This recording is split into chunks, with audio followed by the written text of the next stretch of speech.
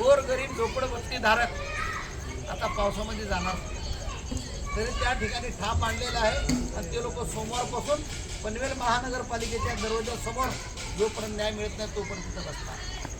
आज महात्मा गांधी नगरला सुद्धा सिडकोनं नोटीस दिलेली आहे.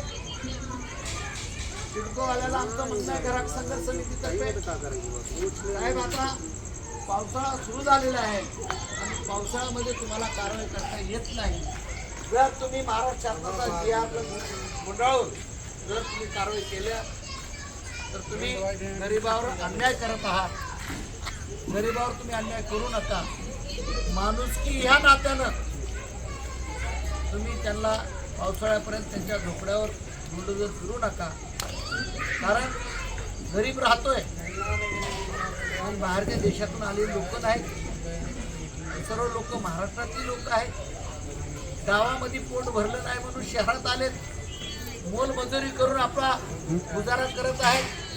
त्या गरिबाकडं निवडणुकीचा वोटिंग कार्ड आहे, त्या गरिबाकडं लाईट बिल आहे, त्या गरिबाकडं रॅशन कार्ड आहे, तरीसुद्धा त्यांना सिडको प्रशासन, महापालिका प्रशासन, MIDC प्रशासन त्यांना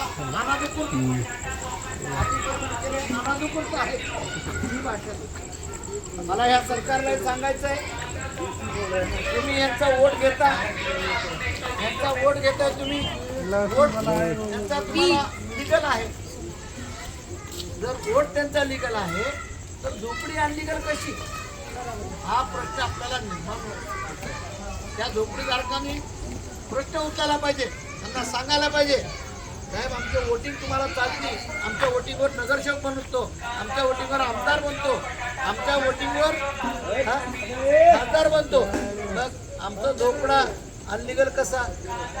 हा प्रश्न आपल्याला सिडको समोर, महापालिकेसमोर, MIDC प्रशासनासमोर घेऊन उभा राहील. कारण डॉक्टर बाबासाहेब आंबेडकरांनी गुलामाला गुलामीची जाणीव करून दिलेली आहे. आज हा गुलाम पेटून उठलेला आहे. ही ताकद डॉक्टर बाबासाहेब आंबेडकरांनी दिलेली आहे. त्यांचं गरिबांना घर मिळालाच पाहिजे, गरिबांना शिक्षण मिळाला पाहिजे, गरिबांना पाणी द्यायलाच पाहिजे. ही नवीन इथली महानगरपालिका त्या गरिबांची सेवा करते.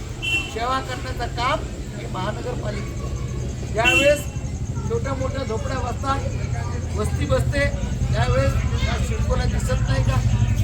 आज माणूस 5,000चा कुत्रा घेऊन येतो विकत, त्याला पाळतो त्याला, तर त्या कुत्र्याला आपल्या गाडीत बसून घेऊन जातो, त्याच्या गळ्यात पट्टा टाकतो. जर तुमची सिडकोची जागा आहे, MIDCची जागा आहे, तर तुमची जागा त्या ठिकाणी बोर्ड का लावला नाही तुम्ही बोर्ड लावायला पाहिजे ना. जर बोर्ड लावलेला असता तिथं तर या गरिबांनी त्या ठिकाणी झोपडीमध्ये झोपडी झाला पण झोपडं विकत घेतलं असतं का. नाही ना. त्यासाठी मी म्हणतो त्या सरकारला म्हणणं आहे की 4 महिन्यापर्यंत कसल्याही प्रकारे झोपडा सोडू नये, गरिबाला पावसाळ्यामध्ये बेघर करू नये. जर या सिडको महामंडळाने जर आमची घरं पावसाळ्यात जर उजळली तर आम्ही सिडको समोर जेवढे घर तुटले तेवढ्याला आम्ही त्या ठिकाणी बसवणार आहोत. मी ग्राहक संघर्ष समिती उपाध्यक्ष खाजा मियाँ पटेल आज तुमच्यासमोर आव्हान करतोय आणि तुम्हाला तुमच्या घरासाठी ग्राहक संघर्ष समिती तुमच्या पाठीशी खंबीरपणे आहे. 4 महिने तुमच्या झोपड्याला आम्ही हात लावू देणार नाही. एवढं बोलतो मी तर थांबतो. जय भीम, जय महाराष्ट्र. ग्राहक संघर्ष समितीचा